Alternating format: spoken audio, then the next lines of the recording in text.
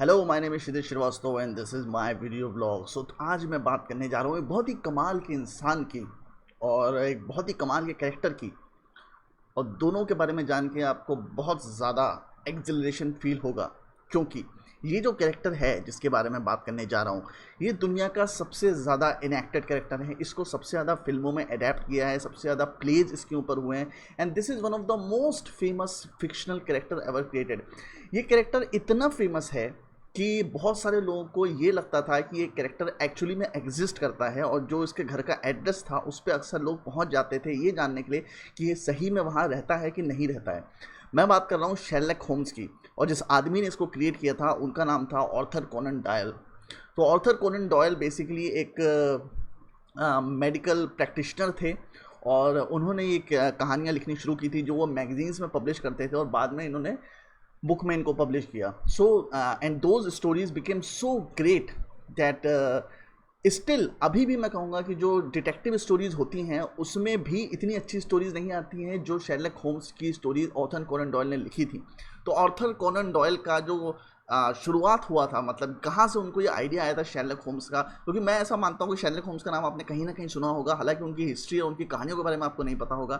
मैंने Sherlock Holmes की जितनी भी कहानियाँ थी वो अपने स्कूल टाइम में भी एक बार पढ़ी थी, और कॉलेज में भी पूरा उसका पूरे सारी किताबें ख़त्म की थी, और मैं अक्सर ख़त्म कर देता हूँ, मतलब मुझे इतनी इंटरेस्टिंग लगती है। और इनकी सबसे अच्छी बात यह है कि इनकी रिपीटेटिव वैल्यू है, अगर आप इसको दोबारा भी पढ़ते हो तो हर बार आपको इन किताबों में कुछ नया ही देखने को मिलता है। सो आर्थर कोनन डॉयल जो थे वो एक दिन अपनी एक क्लास में बैठे थे, जब वो एक स्टूडेंट हुआ करते थे, तो उनके एक टीचर थे जिनका नाम था जोसेफ बेल। तो जोसेफ बेल जो थे वो एक बहुत ही महान टाइप के डॉक्टर थे, तो वो अलग तरीके से पढ़ाया करते थे लोगों को। तो उनके पढ़ाने का तरीका ये था कि वो लोगों से प्रैक्टिकल ज़्यादा करवाते थे। तो एक दिन उन्होंने क्लास में एक भिखारी टाइप के आदमी को बुलाया। ये मैं बात कर रहा हूँ लंदन की ये 19th सेंचुरी के एंड की बात कर रहा हूँ, जब उन्होंने एक भिखारी टाइप के आदमी को बुलाया और बीच क्लास में बिठाया और लोगों से कहा, जो स्टूडेंट थे उनसे कहा कि अब आप इसके बारे में कुछ ऑब्जर्वेशन करके बताइए। लोगों ने अलग अलग तरीके के ऑब्जर्वेशन किए, पर वो सारे ऑब्जर्वेशन लगभग गलत थे। फिर उसके बाद जोसेफ बेल ने उसके बारे में ऑब्जर्वेशन करना शुरू किया कि उसके पैरों में ये मिट्टी लगी है तो उसका मतलब वो यहाँ से होगा, उसके जूते इस तरीके के हैं तो वो इस तरह का माइंडसेट रखता होगा, उसने कपड़े इस तरीके के पहने हैं तो वो इस तरह से सोचता होगा, उसके बाल इस तरीके से हैं, उसकी आंखें इस तरह से, उसके हाथ का मूवमेंट इस तरह से, उसने हाथ की रिस्ट में ये पहना हुआ है। ये सारी चीज़ें जो छोटी छोटी चीज़ें होती हैं जो आपके ह्यूमन बिहेवियर और साइकोलॉजी का और आपके ह्यूमन पर्सनैलिटी का जो हिस्सा होते हैं उनको ऑब्जर्व करके उन्होंने कुछ कंक्लूजन्स निकाले थे, जो कि आगे आगे पता चला कि 90 और 95% एक्यूरेट थे। ये जो चीज़ थी इसने जोसेफ बेल के आर्थर कोनन डॉयल के दिमाग में मतलब एक चीज़ डाल दी कि यार ये कमाल की साइंस है, कमाल की थिंकिंग है, जहाँ पे this has no scientific basis basically, but this is just a psychological thing where a person can determine so much about someone just by looking at them. So यहाँ से शेरलॉक होम्स का जन्म हुआ, जो कि इनकी मेन पावर थी वो थी powers of observation. So powers of observation में क्या है कि जब भी शेरलॉक होम्स से कोई आदमी मिलने आता है तो वो उसे ऊपर से लेके नीचे तक देखते हैं और उससे डिसाइड करते हैं कि उस आदमी की पर्सनैलिटी क्या रही होगी या उसका पास्ट क्या रहा होगा और वो फ्यूचर में क्या एक्शन कर सकता है। So this was one of the greatest things that was about Sherlock Holmes. Sherlock Holmes जिस घर में रहते थे वो था 221B बेकर स्ट्रीट, जो कि उस टाइम जब ये कहानी लिखी गई थी तब एग्जिस्ट भी नहीं करता था, पर बाद में इसको बना दिया गया और वहाँ पे अभी शेरलॉक होम्स के मेमोरेबिलिया रखे हुए हैं जहाँ पे लोग जाके शेरलॉक होम्स के बारे में देख सकते हैं। पर लोगों को उस टाइम पे ऐसा लगता था कि शेरलॉक होम्स एक्चुअली एग्जिस्ट करता है। और एक खास बात है शेरलॉक होम्स की जो मैं आपको बताऊँ वो ये है कि Sherlock Holmes is called a father of forensic science, और ये शायद इंडियन बोल रहा हूँ, ह्यूमन सिविलाइजेशन की हिस्ट्री में पहली बार शायद होगा कि किसी फिक्शनल कैरेक्टर को father of a specific science बताया है, क्योंकि शेरलॉक होम्स ही वो बंदा था जिसकी वजह से लोगों के अंदर ये जागरूकता आई थी, या खासतौर पर पुलिस वालों के अंदर जागरूकता आई थी कि फॉरेंसिक साइंस नाम की भी कोई चीज़ होती है जिसको हम इस्तेमाल कर सकते हैं क्रिमिनल को पकड़ने के लिए। उससे पहले जब कोई आदमी रोड पे मर जाता था या फिर कहीं भी मर जाता था तो उसके आसपास वो लोग वो जो क्राइम सीन का जो पट्टा लगाते हैं ना वो नहीं लगाते थे, उसके ऊपर से लोग चल के भी चले जाते थे, आसपास चीज़ें चलती रहती थी, हवा चलती रहती थी, जिससे बहुत सारे ऐसे एविडेंसेस थे जो लूज़ हो जाते थे। शेरलॉक होम्स के सीन में आने के बाद लोगों को थोड़ा फॉरेंसिक साइंस के बारे में ज़्यादा ज्ञान हुआ, और उसके बाद पुलिस ने भी चेंजेस किए, और उसके बाद कहीं भी डेड बॉडी होती थी तो उसके आसपास पट्टे लगा दिए जाते ताकि वो जो डेड बॉडी है वो डिटोरेट ना हो। तो ये बड़ी इंटरेस्टिंग चीज़ है कि इसने कितना हद तक हमारे ह्यूमन सिविलाइजेशन को चेंज किया है इस एक इनकी कहानियों ने। सो जो पहला जो स्टोरी है वो ही बड़ी इंटरेस्टिंग है शेरलॉक होम्स की, जिसमें वॉटसन मिलता है। तो जितनी भी स्टोरीज़ हैं शेरलॉक होम्स की, अगर आप ये किताब पढ़ेंगे, और मैं तो आपको रिकमेंड करूंगा कि किताबें ज़रूर पढ़िए ऑर्थर कोनन डॉयल की जितनी भी किताबें हैं, जो कि बहुत ही ब्रिलियंटली रिटन है, बहुत ही वेल कैरेक्टराइज्ड हैं, और डायलॉग्स बहुत ही बढ़िया हैं। मतलब जो भी डायलॉग्स हैं शेरलॉक और वॉटसन के बीच में बहुत ही कमाल के डायलॉग्स हैं। सो जब वॉटसन से पहली बार शेरलॉक मिलता है तो वो उसका रूममेट बनने वाला होता है, तो वो उसके बारे में जानने की कोशिश कर रहा होता है। तो शेरलॉक से वो पूछता है कि तुमने मुझे अपना रूममेट बना लिया, पर तुम तो मुझे मेरे बारे में कुछ जानते नहीं हो। तो शेरलॉक उसको बताने की कोशिश तो उसे बताता है बेसिकली कि तुम यहाँ से हो, तुम आर्मी बैकग्राउंड है, तुम्हारा ये है, तुम्हारा ऐसा है, मतलब बहुत सारी चीज़ें उसके बारे में बताता है। वो पूछता है तुम्हें इतनी सारी चीज़ें मेरे बारे में कैसे पता, हम तो पहली बार मिल रहे हैं। तो बताता है कि तुम्हारे जूते में जो मिट्टी लगी है वो ऐसी है, तुम्हारे बाल जो कटे हुए हैं वो आर्मी में कटते हैं, तुम्हारे जो हाथ में तुम जिस तरह से लकड़ी पकड़े हो वो इसका सिग्निफिकेंस ये है। वो सारी चीज़ें उसको बताना शुरू करता है, और वो हैरान रह जाता है वॉटसन कि वो पहली बार किसी आदमी से मिला जिसको ऑब्जर्वेशंस इतने एक्यूट हैं, और उन ऑब्जर्वेशन से वो जो कंक्लूजन्स निकालता है, जो डिडक्शंस करता है, वो बहुत एक्यूरेट हैं। ये पहली बार उसने देखा था, और वॉटसन खुद भी एक डॉक्टर था। तो जितनी भी कहानियाँ हैं वो ज़्यादातर कुछ शेरलॉक होम्स के पॉइंट ऑफ व्यू से भी लिखी हुई हैं, पर ज़्यादातर स्टोरीज जो हैं वो वॉटसन के पॉइंट ऑफ व्यू से लिखी हैं, और वॉटसन बता रहा है कि शेरलॉक होम्स के साथ उसके एक्सपीरियंसेस कैसे रहे। दोनों ही कैरेक्टर फिक्शनल है। अब जो इसमें सबसे अच्छी बात है शेरलॉक होम्स में वो ये है कि इसने एक पूरे अलग जॉनर को रीडिफाइन कर दिया। मतलब उससे पहले मैं कहूँगा कि शायद एडगर एलन पो था जिसने डिटेक्टिव स्टोरी से शुरुआत की थी, और वहाँ से बेसिकली डिटेक्टिव लिखना ही लोगों ने तभी शुरू किया था जब एडगर एलन पो ने पहली बार किसी डिटेक्टिव की स्थापना की थी। मैं नाम भूल गया हूँ उस डिटेक्टिव का क्या है, you can Google it, but detective genre उसके बाद से मेरे ख्याल से अभी अगर आप किताबें देखोगे तो सबसे ज़्यादा जो फेमस जॉनर है नॉवेल्स का, फिक्शनल नॉवेल्स का, वो डिटेक्टिव जॉनर ही है। Like someone is trying to find something, some mystery is trying to be unsolved. कोई एक मर्डर हुआ है जिसको कोई ना कोई सॉल्व करने की कोशिश कर रहा है।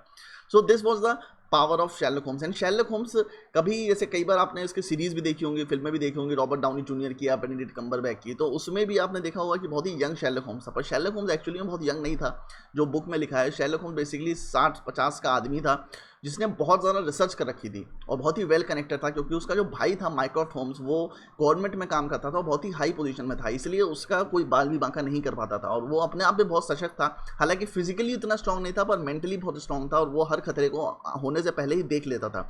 उसके पास हमेशा एक प्लान रेडी रहता था।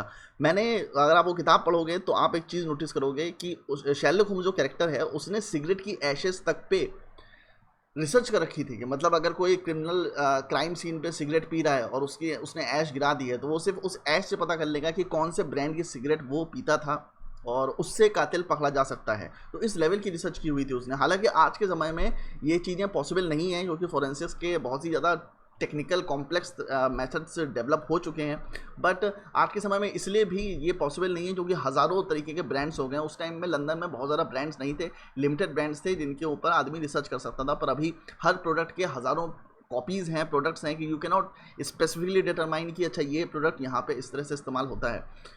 और छोटी छोटी चीज़ें हैं जैसे इसमें हालांकि दिखाया नहीं है, पर अगर ब्लड स्प्लैटर एनालिसिस या बैलिस्टिक्स के बारे में आप जानोगे तो आपको पता चलेगा कि कैसे इससे बंदूक से जो गोली निकलती है उस गोली के वजह से क्रिमिनल को पकड़ लिया जाता है, क्योंकि जो किसी भी बंदूक का जो बैरल होता है उसमें बाय मैन्युफैक्चरिंग कुछ डिफेक्ट्स होते हैं जिसकी वजह से गोली के ऊपर कुछ स्क्रैचेज आते हैं। वो स्क्रैचेज हर गोली में जो उस बंदूक से निकलती है वो आइडेंटिकल होते हैं। तो अगर किसी भी बंदूक से कोई गोली निकलती है तो अगर वो गोली आपको मिल जाती है, बंदूक मिल जाती है, तो आप ये कंफर्म कर सकते हो कि ये जो गोली है ये इसी बंदूक से निकली है।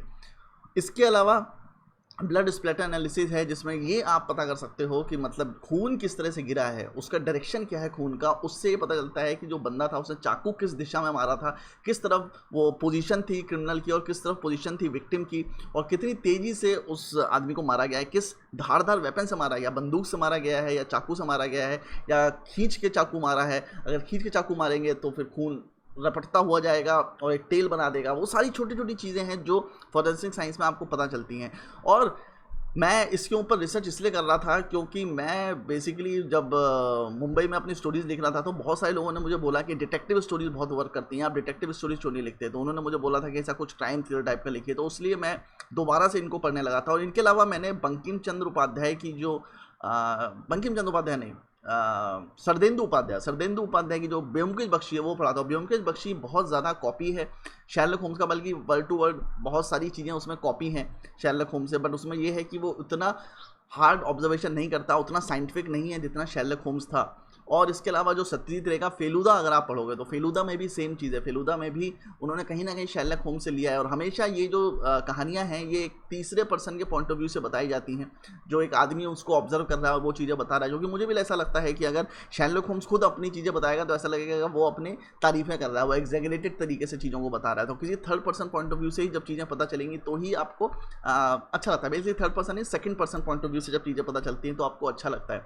और आपको उस पर बिलीव आता है कि अच्छा चलो कोई और बता रहा है अपने ऑब्जर्वेशंस की। अच्छा, जो किताब लिखी भी गई है वो इस तरह से लिखी गई है जैसे जॉन वॉटसन अपनी डायरी लिख रहा था, तो वो डायरी में चीज़ें नोट कर रहा था। और एक चीज़ मैं आपको बताता हूँ जो शेरलॉक होम्स से आपको बहुत अच्छे से सीखने को मिलेगी, वो ये है कि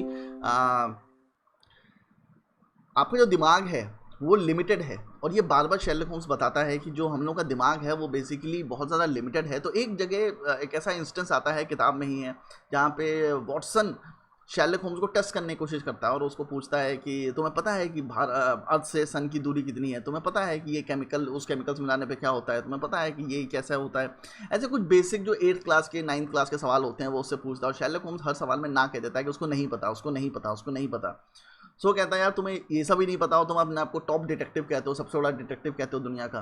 तो शेरलॉक होम्स उसको कहता है कि मेरा जो दिमाग है ना वो लिमिटेड है, वो अनलिमिटेड नहीं है, तो मैं उसमें वही नॉलेज डाल सकता हूँ जो मेरे इस्तेमाल किया। अगर मेरे को ऐसा लगता है कि नॉलेज मेरे काम की होगी तो मैं बाद में इसको डाल लूँगा।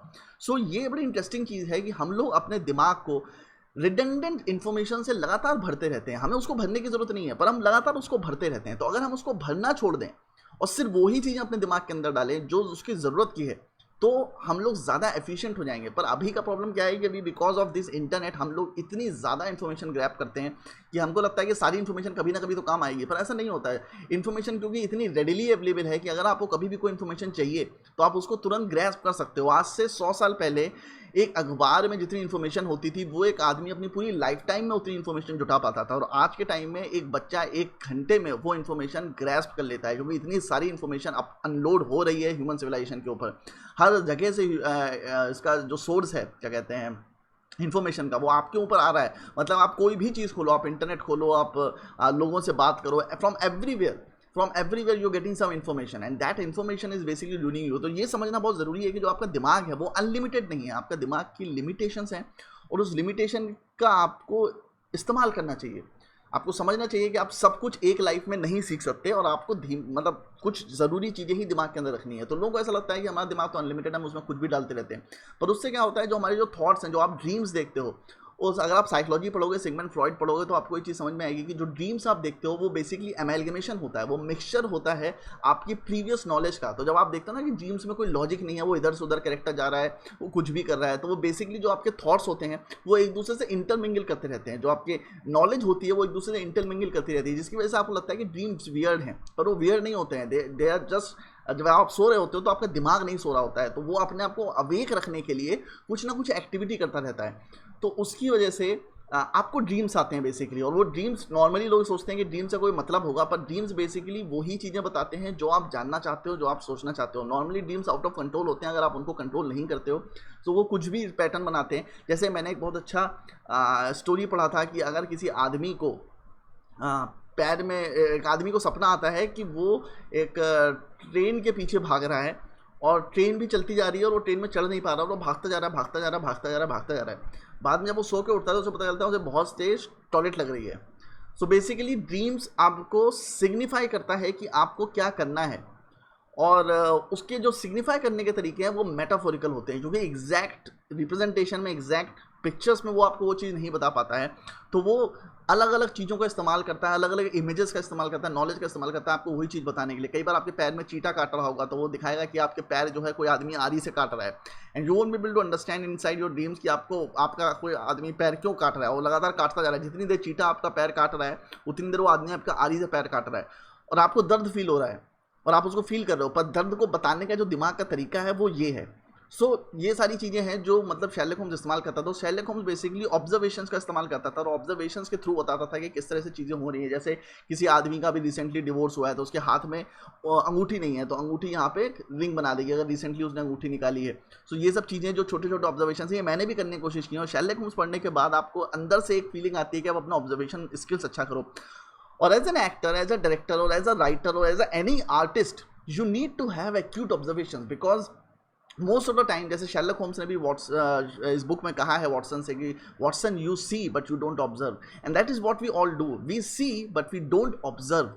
हम किसी भी चीज़ को लाइक ऐसे रैंडमली अगर पैनिंग करते हैं और देखते हैं चीज़ों को, तो हम उसके डिटेल्स नोट नहीं करते हैं। जो डिटेल्स होती हैं, जो कहते हैं ना God lies in the details, तो वो डिटेल्स जानना बहुत ज़रूरी है। सो मुझे ऐसा लगता है कि आपको शेरलॉक होम्स पढ़ना चाहिए जस्ट टू अंडरस्टैंड दैट कि ऑब्जर्वेशंस क्या होते हैं और ऑब्जर्वेशंस किस तरह से करने चाहिए। क्योंकि कई बार मेरे साथ भी ऐसा हुआ है कि to become a good conversationist, to get some new characters, और sometimes in initial days when I was trying for acting, so actor बनने के लिए मैं अक्सर कॉफ़ी हाउस में बैठता था और कॉफ़ी हाउस में बैठ के मैं लोगों को ऑब्जर्व करता था। सो वहाँ पे आप देखोगे कि आप बहुत सारी चीज़ें ऑब्जर्व कर सकते हो कि किसी आदमी ने किस तरीके के जूते पहने हैं, आप उससे बहुत सारी चीज़ें ऑब्जर्व कर सकते हो। तो ये मेरी भी एक्सरसाइज थी जो मैं करता था, तो मेरे को बड़ा इंटरेस्टिंग लगता था ये उस टाइम पे करना, कि किसी के जूते से आप ये पता करने की कोशिश कर रहे हो कि वो किस तरीके का आदमी होगा। Very interesting. अच्छा, वो कंक्लूजन्स आपके इनिशियल लेवल पर सारे गलत भी हो सकते हैं, बट धीमे धीमे धीमे वो सही होने लगेंगे। लाइक मैं एक टाइम में मुझे आदत पड़ गई थी, अगर मैं किसी के बगल में खड़ा हूँ तो मैं ये देखने की कोशिश करता था कि उसके हाथ में घड़ी कौन सी है और घड़ी का ब्रांड कौन सा है, क्योंकि उसे घड़ी के ब्रांड से पता चल जाता था कि वो बकवास कर रहा है या एक्चुअली में कुछ है। तो कई लोग मुझे मुंबई में ऐसे मिलते थे जो मुझसे कहते थे चलो फिल्म बनानी है, हमको फिल्म प्रोड्यूस करनी है, ऐसा करना है, वैसा करना है। फिर जब मैं उनसे मिलने जाता था तो पता चलता था कि वो गंदी कपड़े पहन के आए हैं, बड़ी बड़ी बातें कर रहे हैं, हाथ में सस्ती सी घड़ी पहने हैं, गंदा सा जूता पहने हैं, चप्पल पहने हैं और बड़ी बड़ी बातें कर रहे हैं। सो आई वुड अंडरस्टैंड कि अच्छा ये कभी पिक्चर नहीं बना पाएगा, क्योंकि इसके पास खुद के पैसे नहीं हैं, कॉफ़ी देने के पैसे नहीं हैं, और ये बड़ी बड़ी बातें कर रहा है कि मेरे पास करोड़ों रुपए हैं। कई बार ये चीज़ें गलत भी हो जाती हैं। लाइक एक प्रोड्यूसर से मैं मिला था जो एकदम फुकरी तरीके से रहता था, बाद में पता चला कि उसकी बहुत इंडस्ट्रीज़ हैं। तो गुजराती मारवाड़ी अक्सर आपको कन्फ्यूज़ कर देते हैं, क्योंकि वो बहुत ही सिंपल तरीके से रहते हैं। तो ये भी चीज़ जानने वाली है कि अगर शायद गुजराती और मारवाड़ी है बहुत ही सस्ता और कंजूस है, तो ज़रूरी नहीं है कि वो अमीर नहीं होगा। तो ये सारी चीज़ें आपको बहुत सारी चीज़ों के बारे में बताती हैं। आदमी बाल कैसे कटाता है, मूछें रखता है, नहीं रखता है, और कान में बाली पहनता है, नहीं पहनता है। जैसे लोग कहते हैं कि लेफ्ट कान में जो लोग बाली पहनते हैं वो गे होते हैं। तो ये छोटी छोटी चीज़ें जो ह्यूमन बिहेवियर का हिस्सा है। तो बेसिकली अगर आप शेरलॉक होम्स की तरह सोचना चाहते हो, तो बेसिकली ऐसा नहीं है कि सिर्फ आपको ऑब्जर्वेशंस करने पड़ेंगे, आपको ह्यूमन साइकोलॉजी भी समझनी पड़ेगी, आपको ह्यूमन बिहेवियर भी समझना पड़ेगा, और आपको ह्यूमन एक्शंस के बीच में क्या चेंजेस होते हैं, बॉडी लैंग्वेज में क्या होता है, वो भी थोड़ा सा जानना पड़ेगा, ताकि आप जान सको कि आदमी जो चीज़ें करता है उसके पीछे क्या लॉजिक है। लाइक कोई लड़की अगर आपकी तरफ पैर करके बैठी है तो उसका मतलब she is interested in you, या वो अपने बाल पीछे बार बार कर रही है, that mean she is interested in you. अगर वो आपसे तरफ देख तो रही है पर उसके पैर दूसरी तरफ हैं, तो that mean she is not interested in you. अगर 3 लोग खड़े हुए हैं और उसमें जो लड़की के पैर हैं वो किसी एक आदमी की तरफ हैं, तो उसका मतलब she is interested more in him than in him. Okay, so these are body languages that Sherlock Holmes also used, and you should also know about, so that you also understand people better. क्योंकि again struggle यही है कि आप कितना इंसानों को जान सकते हो, कितना आप ह्यूमंस को जान सकते हो। जितना आप ह्यूमंस को जानोगे आप उतने ज़्यादा सक्सेसफुल होते जाओगे, और वही एक तरीका है आदमी का आगे बढ़ने का। मुझे भी गलतफहमी थी कि आपके पास बहुत नॉलेज होनी चाहिए, बहुत सारी टैलेंट होना चाहिए, हार्डवर्क करना चाहिए आपको, तभी आप सक्सेसफुल हो पाओगे। पर अब मेरे को ऐसा लगता है कि नहीं, ये सारी चीज़ें इंपॉर्टेंट नहीं है। जो सबसे इंपॉर्टेंट चीज़ है वो है human interaction, human dealing with humans. अब जितना ज़्यादा आप ह्यूमन से डील कर सकते हो आप उतने ज़्यादा सक्सेसफुल हो पाओगे। और उसके लिए मुझे लगता है कहीं ना कहीं शेरलॉक होम्स पढ़ना ज़रूरी है, ताकि आप ये जान सको कि आदमी स्टारबक्स में बैठ के कॉफ़ी पी रहा हो, किस तरह से कॉफ़ी पी रहा है, आप उससे उसका क्लास डिफाइन कर सकते हो। बहुत सारी चीज़ें आपको पता चलती हैं। आपको इन्वेस्टिगेटर नहीं बनना है, पर उसके बाद भी ऐसी बहुत ह्यूमन बिहेवियर की चीज़ें हैं जो आपको पता चलेंगी। मतलब you will become acute observationist. So and जो इसका विलन है, मतलब शेरलॉक होम्स का जो विलन है Moriarty, he is also perfect villain. मतलब वो ऐसा नॉर्मली जैसे कहते हैं कि अगर आपको अपना प्रोटैगनिस्ट स्ट्रॉन्ग करना है तो आप अपने एंटागोनिस्ट को और ज़्यादा स्ट्रॉन्ग कर दो। तो शेरलॉक होम्स में वही है कि जो मोरियार्टी कैरेक्टर है, जो उसका आर्क राइवल है, वो बेसिकली शेरलॉक होम्स से ज़्यादा पावरफुल है, उससे ज़्यादा इंटेलिजेंट है, और शेरलॉक होम्स दुनिया को हरा सकता है, दुनिया के साथ प्रॉब्लम मतलब उनके बारे में ऑब्जर्वेशन कर सकता है। पर मोरियार्टी एक ऐसा आदमी जिसे शेरलॉक होम्स भी घबराता है, क्योंकि उसको पता है कि वो बहुत ज़्यादा इंटेलिजेंट है, उसको बीट करना बहुत मुश्किल है। और उससे झगड़ा करते करते एक एपिसोड में, एक बुक में, वो बेसिकली वो मर भी जाता है। उसका नाम है राइकनबैक फॉल। सो उसमें वो मर जाता है। पर उसके मरने के बाद हुआ क्या कि शायद ये 1920 या 1910 में सब किताबें या मैगजीन्स में पब्लिश होती थी, and people very use to it. लोगों को बड़ा अच्छा लगता था शेरलॉक होम्स की कहानी, वो लगातार मतलब पढ़ते रहते थे, and they was a huge numbers. जैसे मैगजीन वो सेल होने लगी थी, तो मतलब मैगजीन के मालिक को भी लगा कि यार ये कहानियाँ बहुत चल रही हैं, तो उन्होंने आर्थर कॉनन डॉयल को बोला कि तुम लिखते रहो। पर आर्थर कॉनन डॉयल एक टाइम के बाद बोर हो गया शेरलॉक होम्स लिखते लिखते, जो कि वो उसी से डिफाइन होने लगा था। तो उसने क्या किया, शेरलॉक होम्स को मार दिया। मतलब रैकेनबैक फॉल में मोरियार्टी और शेरलॉक होम्स के बीच में लफड़ा होता है और वो मर जाता है।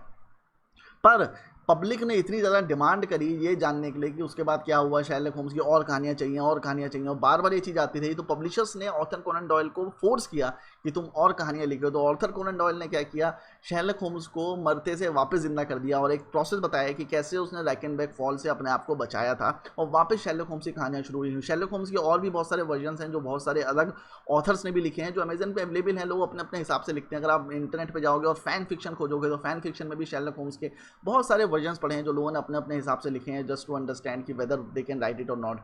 एंड इस पे बहुत सारी फिल्में बनी हैं, और जो बीबीसी का वर्जन है शेरलॉक होम्स का, वो मेरे ख्याल से सबसे एक्यूरेट वर्जन है, जो आप देख सकते हो। मेरे ख्याल से यूट्यूब पे पड़ा भी हुआ है, नहीं पड़ा है तो आप टॉरेंट से डाउनलोड कर लो, क्योंकि मुझे लगता नहीं है किसी OTT प्लेटफॉर्म पे वो अवेलेबल है। But it is like one of the most brilliant portrayal of Sherlock Holmes. उसका जो कैरेक्टर भी है, जो जिस एक्टर ने उसको किया है, जेरेमी करके शायद वो एक्टर था, and he did it fabulously. मतलब वो बहुत ही बढ़िया तरीके, जिस तरह से शेरलॉक होम्स लिखा, मतलब पूरा डेडिकेशन के साथ उसने किया है। जिसने जैसे शेरलॉक होम्स की स्टोरीज लिखी हुई हैं वैसे ही उसको डायरेक्ट किया हुआ है। Very good. जैसे अभी का जो शेरलॉक है BBC का, जो बेनेडिक्ट कम्बरबैच का, that is more contemporary story. वो अभी की ऑडियंस को सोच के लिखी गई है। उसमें कहीं ना कहीं हिंट है उन ओरिजिनल स्टोरीज़ का, बेसिक आइडिया उन ओरिजिनल स्टोरीज से लिया गया, पर उसको बहुत ही कंटेम्प्रेरी कर दिया गया है ताकि आज की ऑडियंस उससे कनेक्ट कर सके। क्योंकि बहुत सारी ऑडियंस जो 1920 और 1930 से कनेक्ट नहीं कर पाती है। जैसे कि डिटेक्टिव ब्योमकेश आया था जिसमें सुशांत सिंह राजपूत था। हालांकि उसमें सुशांत सिंह राजपूत था, अच्छा एक्टर है, सब कुछ है, डेथ हो गई है तो बुरा लगता है उसके बारे में बोलते हुए। पर ये पिक्चर जो थी, जो दिवाकर बनर्जी ने बनाई थी, वो बहुत ही बकवास पिक्चर थी और मुझे बिल्कुल भी अच्छी नहीं लगी थी। इसके बारे में कभी और बात करूँगा। बट रीड शेरलॉक होम्स, कहीं से मिल जाती है, ईजिली अवेलेबल है, और बहुत ही सस्ते और चीप पब्लिकेशंस में भी अवेलेबल है। मतलब एक ऐसी किताब है जो आपको हर जगह मिल जाएगी। अगर आप रेलवे से ट्रैवल करते हो और आप वो व्हीलर की शॉप्स देखते होगे जहाँ पे किताबें रखी रहती हैं, वहाँ पे आपको शेरलॉक होम्स मिलेगा ही मिलेगा, क्योंकि हर जगह रखा ही होता है। हिंदी वर्जन्स भी हैं, इंग्लिश वर्जन्स भी हैं, किसी भी वर्जन में मिले तो मुझे लगता है आपको पढ़ना चाहिए। सो इसी के साथ मैं आज का ब्लॉग खत्म करता हूँ, जल्दी मिलेंगे नेक्स्ट ब्लॉग के साथ। Bye bye.